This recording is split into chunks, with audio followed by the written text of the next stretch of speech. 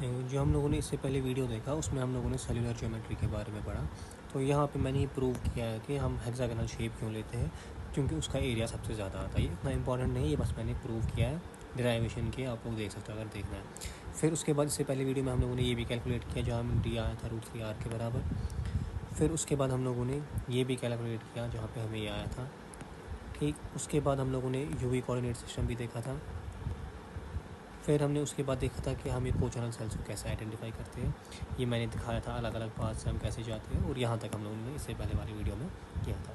अब इस वीडियो से हमें पढ़ना है कोचैनल रीयूज़ रेशियो। जो एक कोचैनल रीयूज़ रेशियो होता है ये होता है D/R। जो ये D/R होता है यही इसका वैल्यू आता है, कोचैनल रीयूज़ रेशियो का वैल्यू आता है √3n। और यही होता है, ये हमें क्वालिटी ऑफ द सिस्टम बोलता है Q, और यही होता है r⁻n के बराबर, जहाँ n पाथ लॉस एक्सपोनेंट होता है। ठीक है, अब देखो यहाँ से अगर Q घटेगा तो n घटेगा, ये रेशियो घटेगा। इनके घटने की वजह से जो C/I रेशियो होता है, कैपेसिटी बाय इंटरफेरेंस रेशियो, ये घट जाता है। इसका मतलब इंटरफेरेंस घट जाती है। इंटरफेरेंस जैसे ही घट जाती है तो कैपेसिटी सिस्टम की बढ़ जाती है। ठीक है, तो यहाँ पे यही। अब अगर हमारे पास एक सिस्टम देखे है जिसमें ये N1, N2 और N3 देखे हैं, तो यहाँ पे अगर N मोर है देन सिग्नल क्वालिटी। अब एक और चीज़, अगर ये N है ना, जितना ये ज़्यादा होगा, मतलब इसके साथ नेगेटिव साइन लगा है, तो ये वैल्यू कम होता जाएगा, उतनी क्वालिटी कम होती जाएगी। ठीक, अगर ये n ज़्यादा है सिग्नल की क्वालिटी कम होती जाएगी। अब अगर हम ये ग्राफ देखें और इसमें से बोला है कि कौन से ग्राफ की क्वालिटी सबसे ज़्यादा है, तो हम देख रहे हैं यहाँ N3 जो है ये सबसे छोटा है, फिर N2 बड़ा है, N1 सबसे बड़ा है। तो N1 अगर सबसे बड़ा है तो उसकी लीस्ट क्वालिटी होगी, फिर इसकी, फिर इसकी। तो quality of 3 would be greater then quality of 2 would be greater then quality of 1। ठीक है, अब यहाँ पे हमारे पास हमें पता है अगर हमारा n = 7 है, वहाँ टायर 1 के 6 को चैनल्स होगी। तो यहाँ पे मैंने वही बनाई है। अगर हमारा मोबाइल जो है वो यहाँ पे लोकेटेड है, तो अब हमें देखनी है कि हर एक टायर 1 सेल से हम कितना दूर हैं। ठीक है, देखो फॉर एग्ज़ाम्पल ये है, ये इसका सेंटर है, ये इसका सेंटर है। तो यहाँ से यहाँ तक कितनी डिस्टेंस हो गई D। अब देखो ये इस D के भी नीचे जा रहा है ना, ऑलमोस्ट R जा रहा है। ये सारे वैल्यूज़ ये एक्यूरेट वैल्यूज़ नहीं है, अप्रॉक्सीमेट वैल्यूज़ है। ठीक, देखो जैसे यहाँ पे से D+R/2 लिया, यहाँ D+R लिया, यहाँ पे D+R/2 लिया। क्यों? क्योंकि ये थोड़ा स्लांट में है।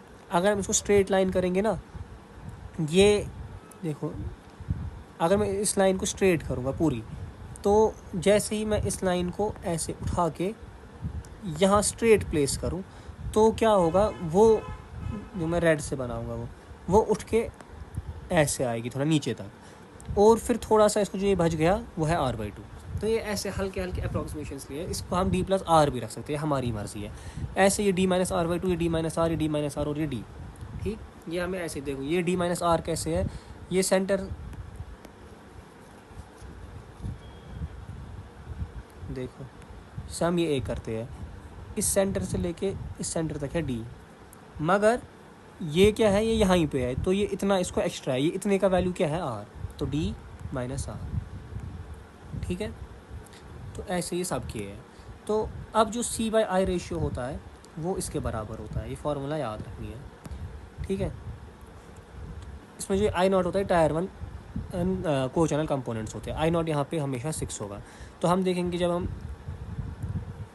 अभी आगे डिराइव करेंगे वहाँ हमें इसका I0 का वैल्यू 6 आएगा।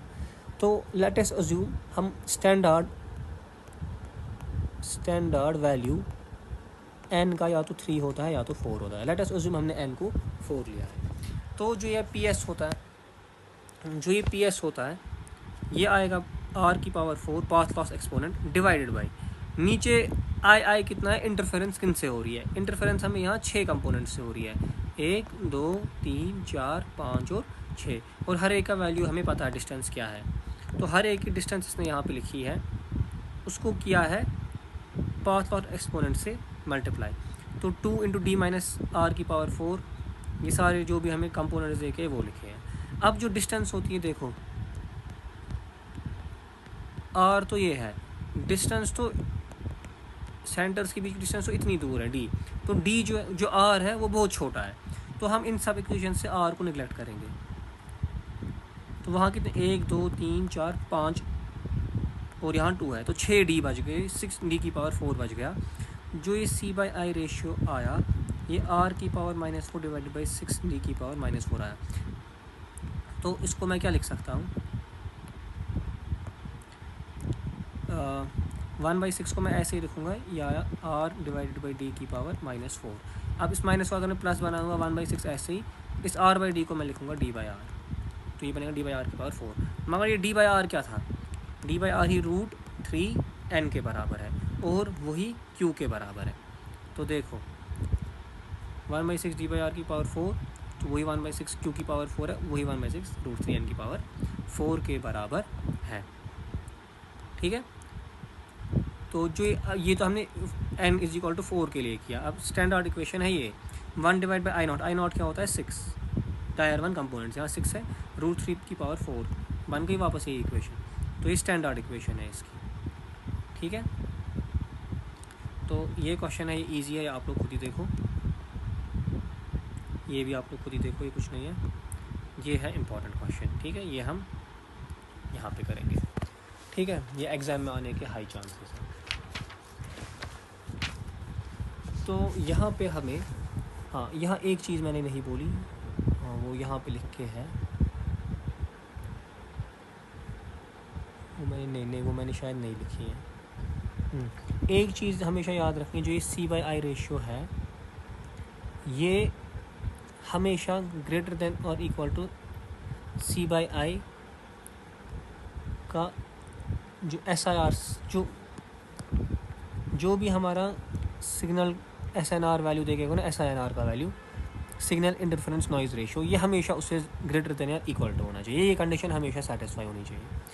ठीक है, अब हम यहाँ न्यूमेरिकल पे जाते हैं। तो यहाँ SINR देखिए 15, टायर 1 6 टायर 1 कंपोनेंट्स देखिए, मतलब I0 देखे है 6, बोल रहा है n = 4 है पहला पार्ट, फिर दूसरा पार्ट है n = 3। तो n = 4 पे डी बाई आर रेशियो निकालना है और क्लस्टर साइज़ निकालना है, फिर n = 3 पे भी निकालना है। तो देखो सोल्यूशन हम ब्लू कलर से करेंगे। सोल्यूशन में फॉर n = 4, तो अभी हमने देखा कि जो ये सी बाई आई रेशियो वो कितना आया, 1 डिवाइड बाई I0 √3n की पावर n, ये हमेशा होना चाहिए SINR से ज़्यादा।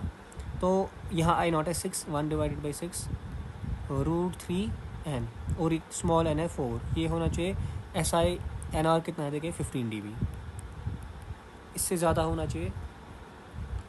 तो यहाँ से हम क्या करेंगे, हम कन्वर्ट करेंगे dB को नॉर्मल वैल्यू में, वो करते हैं हम 10 log of 15। तो जो आंसर आएगा, मैं कैलकुलेटर पे करता हूँ एक सेकेंड, 10 log of 15 वो आया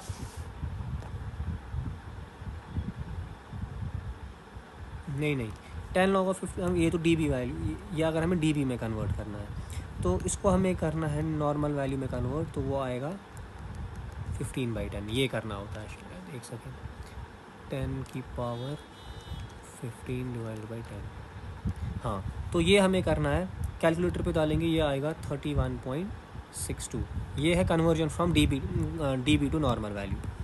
ठीक, तो 1 डिवाइडेड बाई 6 √3n की power 4 should be greater than और इक्वल टू 31.62।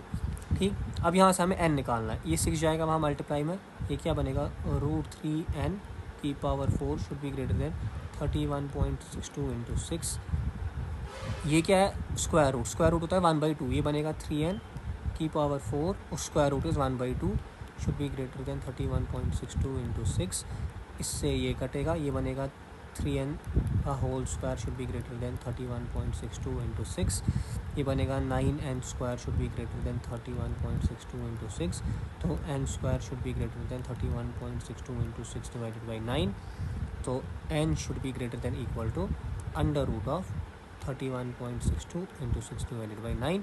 तो जब हम इसको कैलकुलेटर पे डालेंगे n आएगा ग्रेटर देन और इक्वल टू 4.59।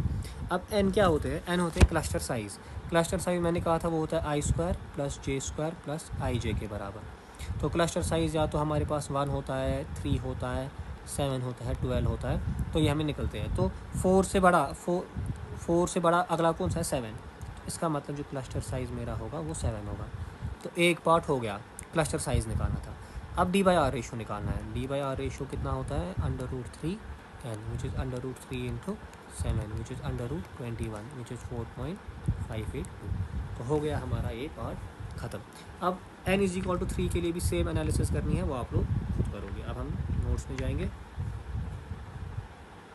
देखो 4.58 या 4.5, हाँ ये आया, फिर n आया 7, तो फिर हम लोगों ने डी बाई आर रेशो निकाला, वो 4.582 आया। ठीक है, फिर मैंने यहाँ पे वेरीफाई किया है, ये आप लोग स्टेप देखेंगे, तो ये ऐसे करना है। तो same n is equal to 3 के लिए। ठीक है, ये हम सेक्युराइजेशन अगली वीडियो में देखेंगे, फ्रीक्वेंसी हॉपिंग और अडेप्ट